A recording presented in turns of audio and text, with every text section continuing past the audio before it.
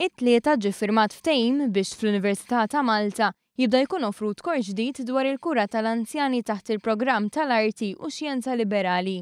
Il-kors li se jkun mifrux fuq 4 xhur se jitratta l-kura tal-anzjani, kif spjega d-direttur taċ-ċentru tal-programm tal-Arti u Xjenza Liberali Jean Paul De Luca. Il-kors ħajkun maqsum fit-tnejn, l-ewwel nofs ħajkun iktar teoretiku marbut mal-qosma differenti tal-kura tal-anzjani, it-tieni parti ħajkun iktar prattiku fis-sens li l-istudenti ħajkunu qegħdin ikunu fil-wards u jagħmlu esperjenza prattika li tkun immonitorjata minn nies li ħajkunu qegħdin jipparteċipaw f'dan il-kors. Il-kors se jkun immirat lejn care assistants u dawk li jinteressom il-qasam tal-anzjani.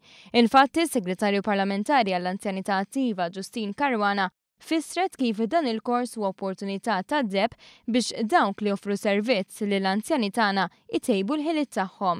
Il-persuna li ħadd attendi dan il-kors se tkun qed tiġi akkreditata mill-Università ta' Malta. Dan ifisser illi il-kontenut tal-kors għandu element kwalitattiv, ġi se nollu il-livell tal-kors biex eventwalment imbagħad meta il-persuni jispiċċaw il-kors ikunu jistgħu jagħtu servizz lill-anzjani tagħna bl-aħħar informazzjoni u bl-aħħar teknoloġija wkoll li teżisti fil-qasam tal-kura tal-anzjani. L-applikazzjonijiet għal dan il-kors se jiftu fit-3 ta' Awwissu u jistgħu jinkisbu minn fuq is-sit www.activeaging.gov.mt.